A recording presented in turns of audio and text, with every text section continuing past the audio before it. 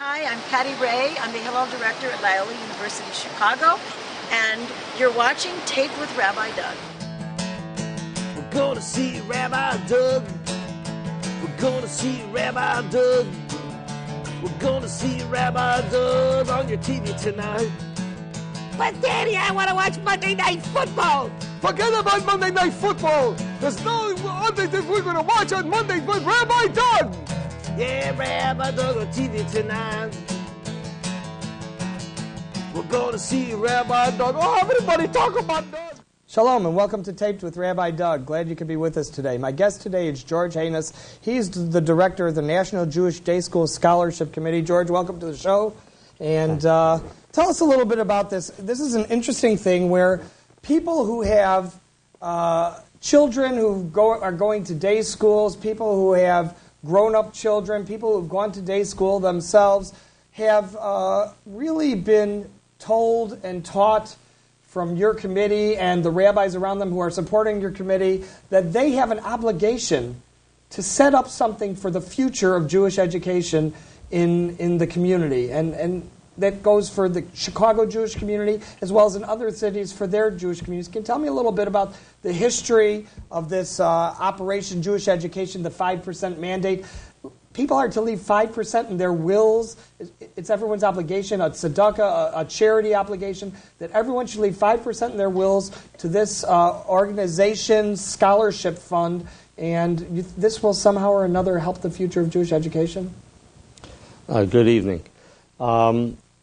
The issue of the 5% is an attempt to create a solution to the terrible crisis that's facing the Jewish community, both in the United States and across the entire diaspora. For purposes of understanding the nature of the dilemma, there's approximately 1 million Jewish children between the ages of 5 and 20.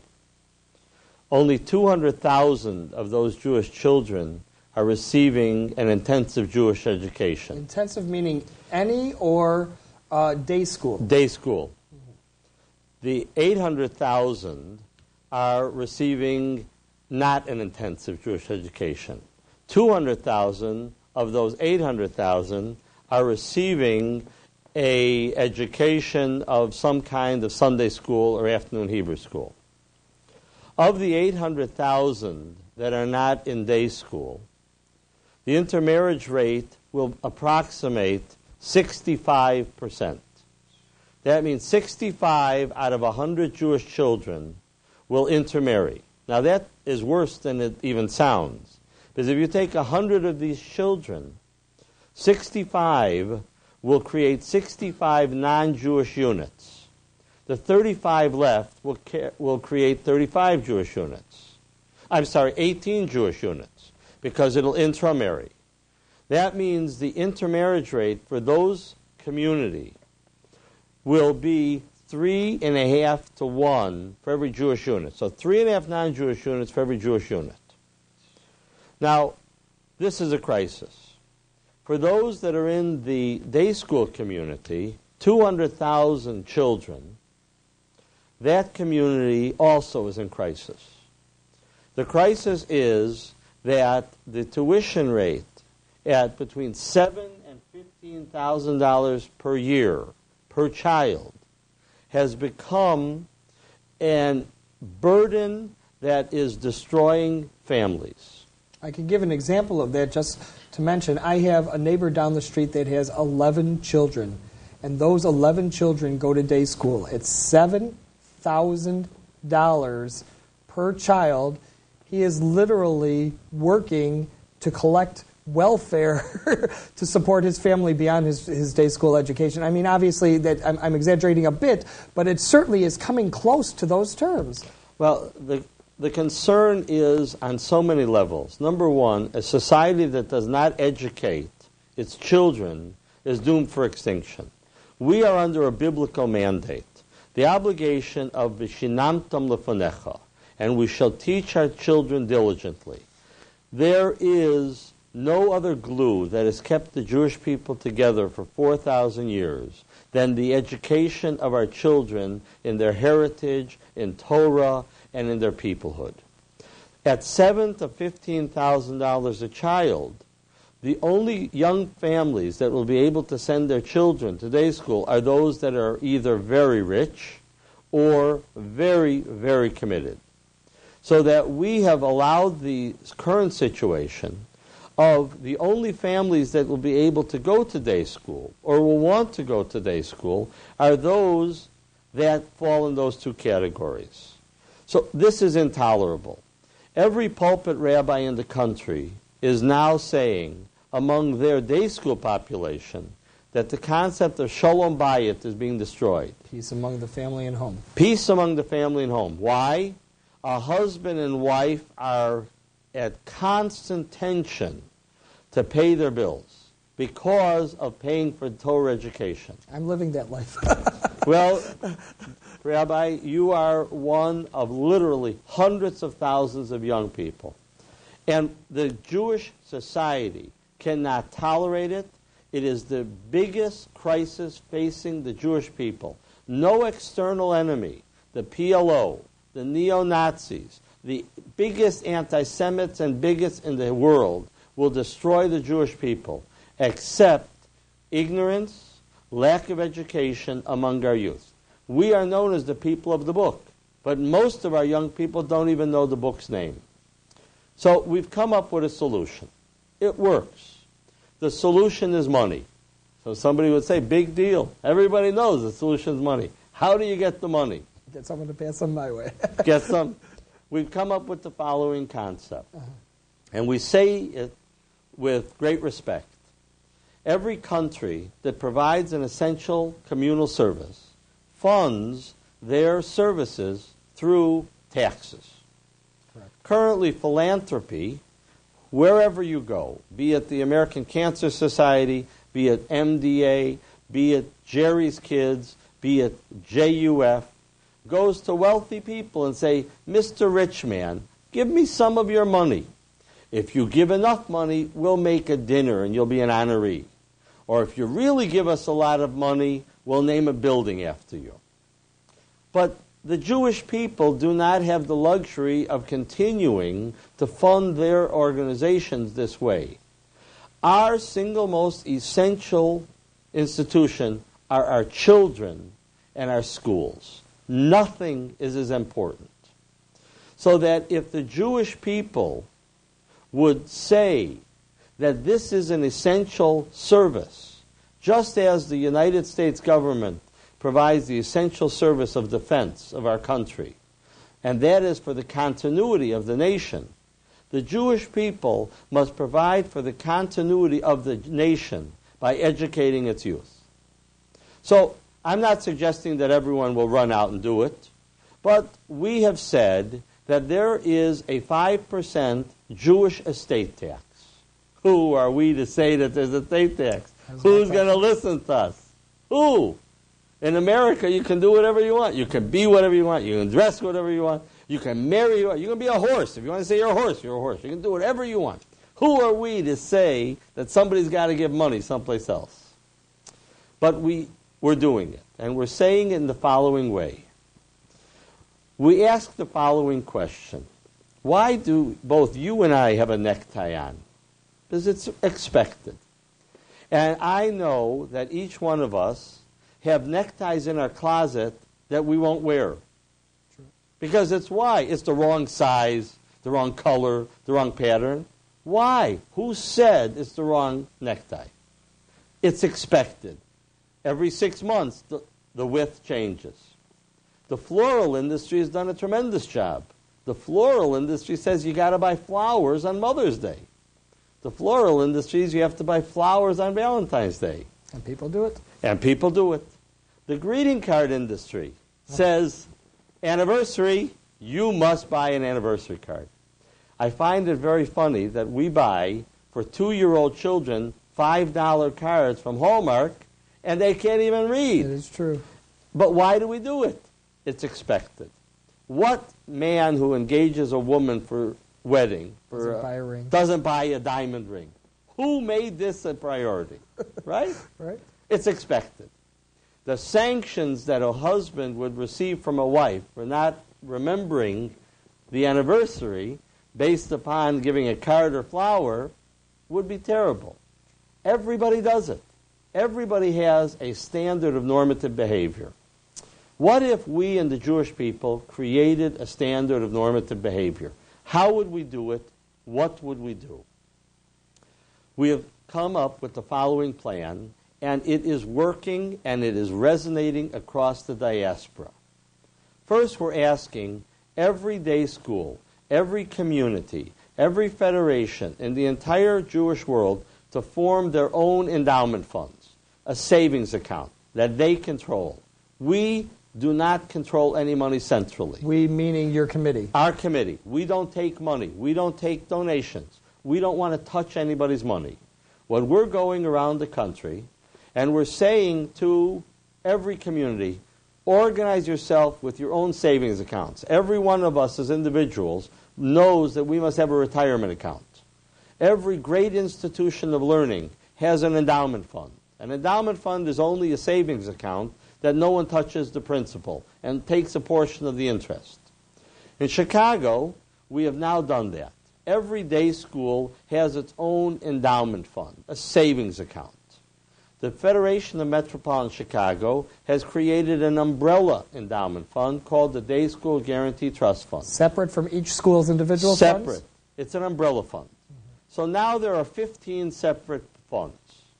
If an individual wants to give to one of the funds, they can give to one of the funds.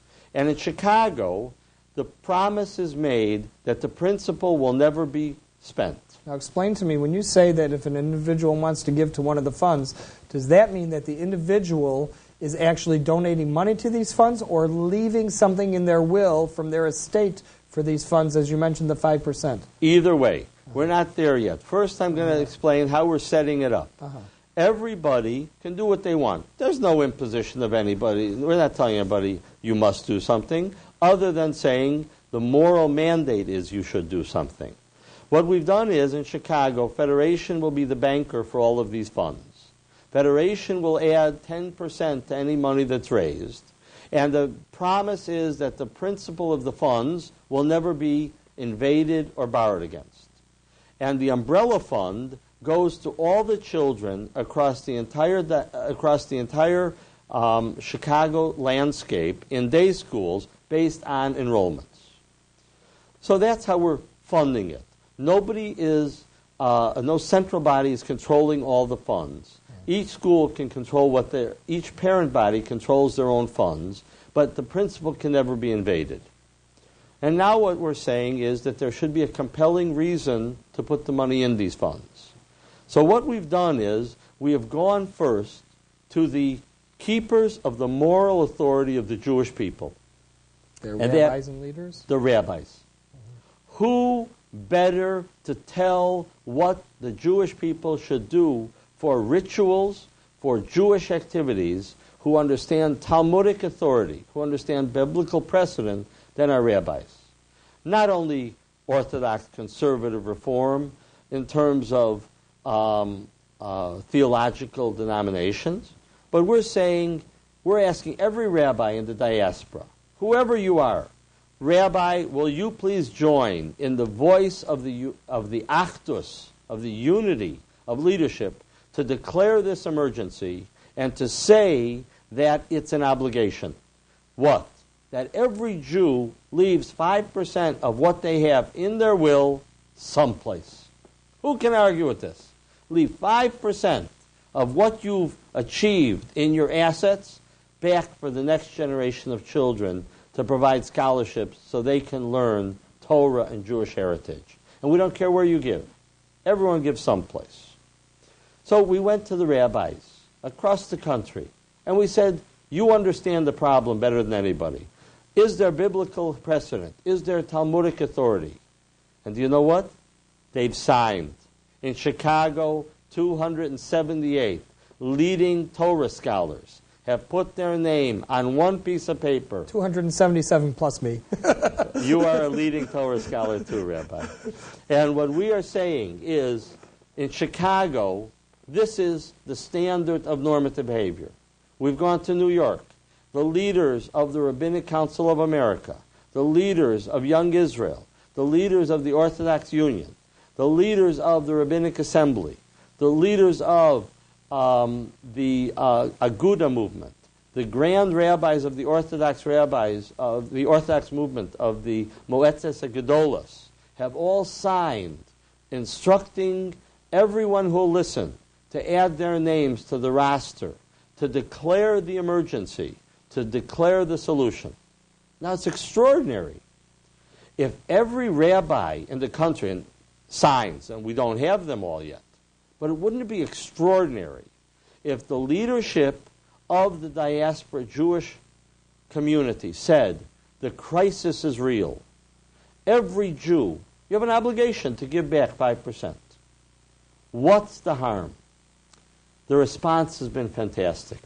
People have come to me and said, you know, if my obligation is 5% when I die, I want to understand that I want to give my obligation now.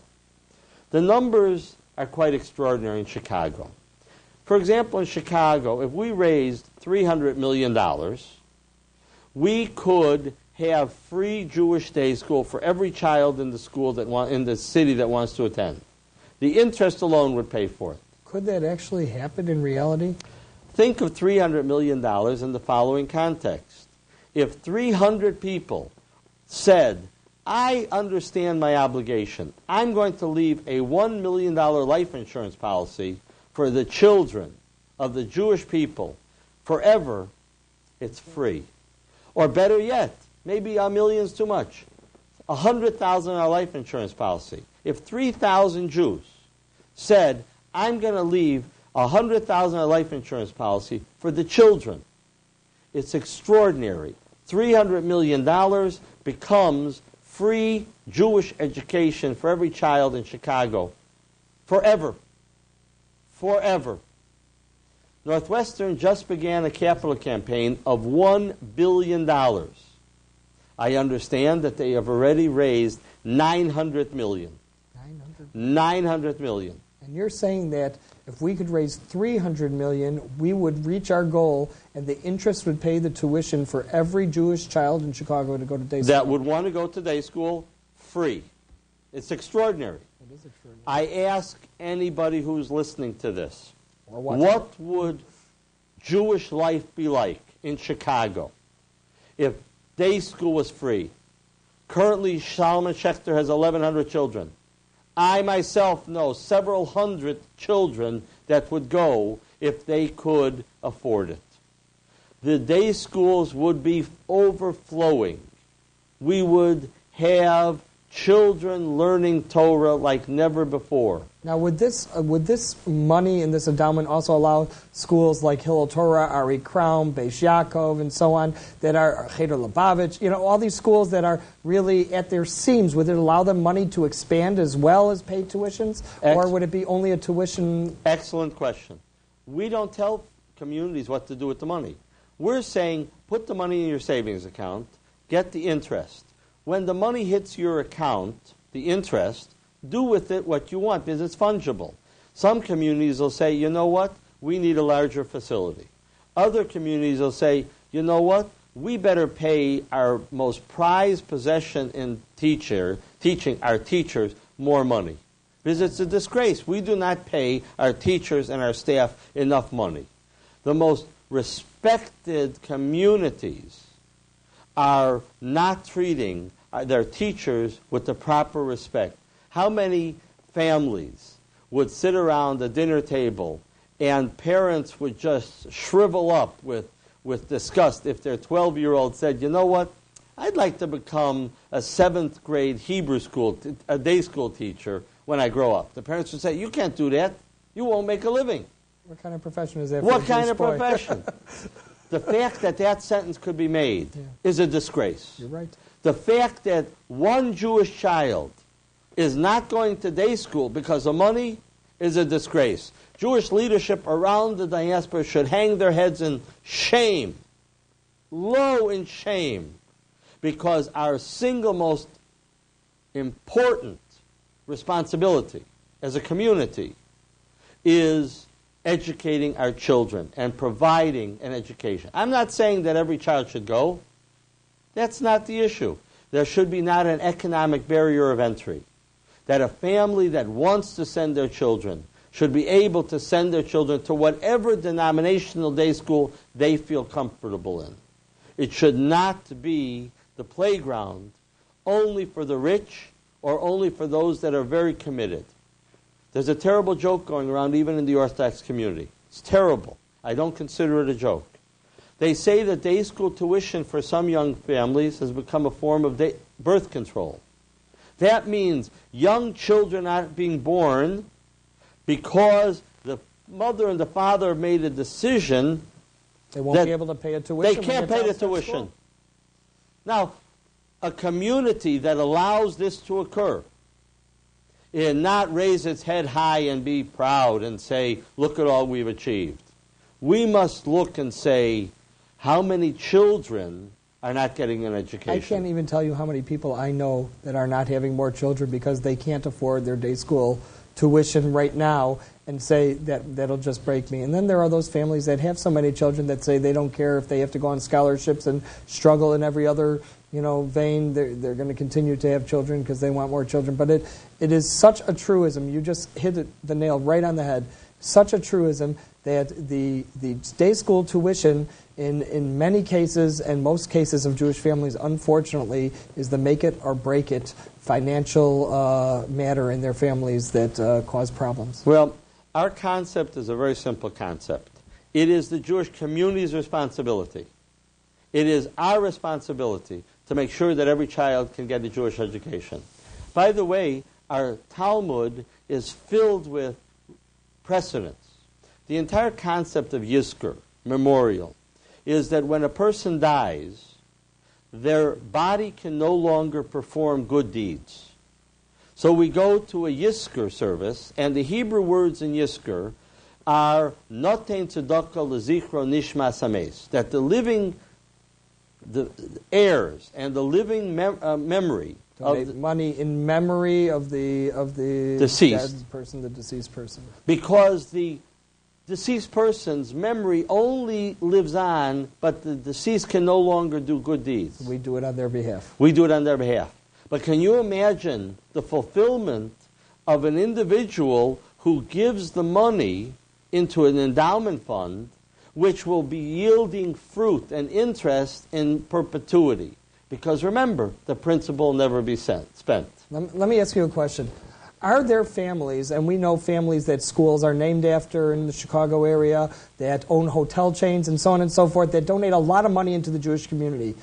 Are there enough families like that that could fund the majority of this and leave it, that this 5% mandate would actually fund the rest of it in a short period of time? Or is this not going to happen really? Is it going to take that long period of everyone putting their 5% in and getting the people to do it before this really becomes a reality? That's the magnificence about our concept. We do not distinguish between rich and poor. The half shekel is recited in the Torah, was an obligation of every Jew. What we want to do is create this 5% obligation for everybody, even the poor guy. Why? Because the poor guy, when he gives 5%, it's a grassroots initiative. And everybody up the scale will say, it's my responsibility too. Right now, what happens is, many people in the middle say, let that rich guy do it. He's got plenty of money. Everyone has a way of spending other people's money very quickly. But if we start out and saying, the rabbis say it's an obligation, the leadership says it's an obligation, this is a crisis, the lowest level of income must participate. So if you've got $1,000 in your estate, $50 has to go to a day school, yeshiva. The enormity of the voice of that $50 will make everybody that's in between responsible. Let me ask you one devil's advocate question. These families that are paying a lot of money for tuition who say, my whole retirement is gone because I've had to drain it out to pay my tuition. If I pay 5% of next to nothing that I have, my children, I have so many children, I'll leave them nothing. What is your answer to them? The response is it's a very difficult question. But let me first say the following. very few people are aware that an IRA, if any money is left in your pension fund, and a proper beneficiary has not been designated, and there's a nickel left in the pension fund when a person passes away, do you know the government gets 78% of that?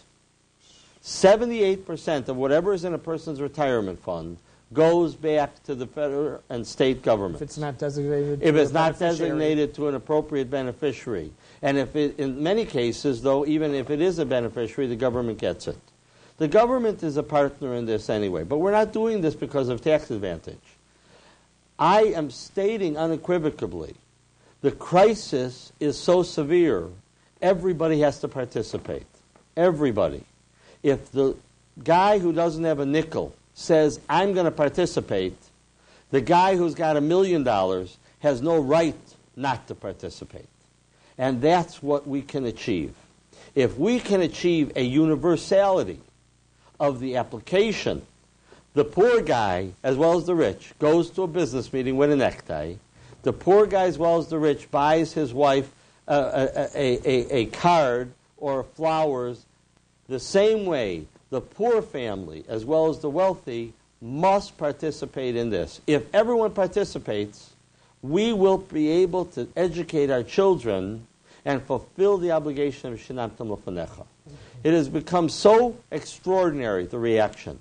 Rabbi Shaul Katzin in the Sephardic community has made it an obligation for all North American Sephardic Jews to leave 5% of their estates into the Sephardic Education Fund. Here in Detroit, Michigan, Dr. Milton Schiffman became so excited, he wrote a check for $5 million for the Detroit Endowment Fund and for all Detroit children. At Ida Crown, here in Chicago, a gentleman came and said, I don't want to wait until I die. Here's a check for $1 million for the Ida Crown Endowment Fund. Wow.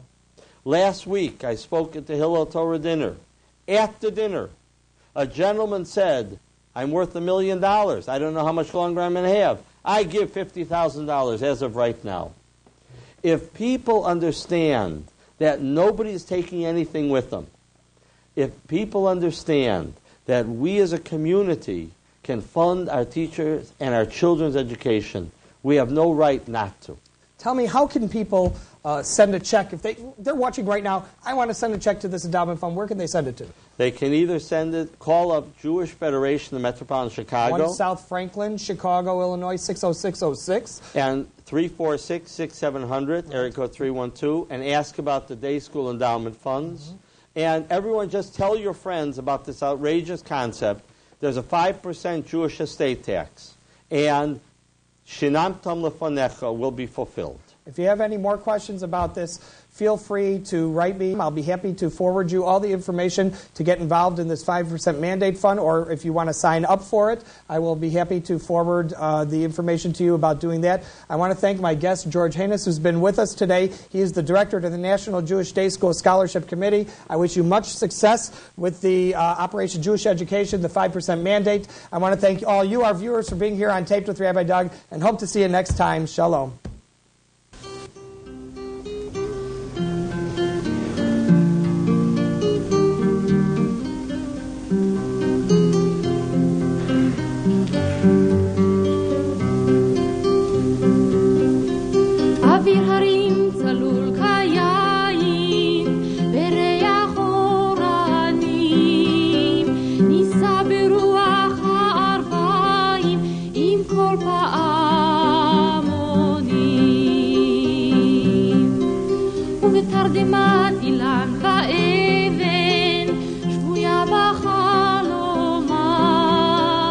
העיר אשר בדרך